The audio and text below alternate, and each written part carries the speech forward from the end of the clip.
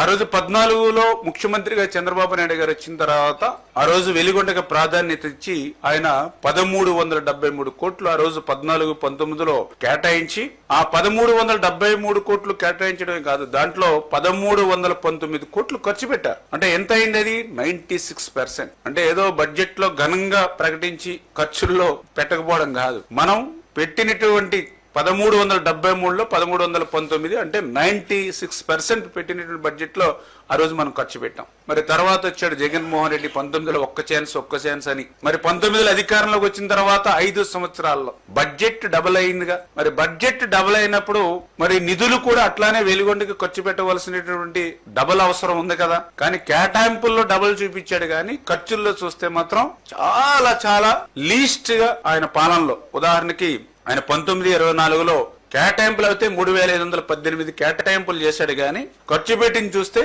కేవలం 647 కోట్లు మాత్రమే. ఏ ముఖ్యమంత్రికి ప్రకాశం జిల్లా మీద గాని వెలిగొండ మీద గాని శ్రద్ధ ఉంది అనేది ఇదే ఒక ఉదాహరణ.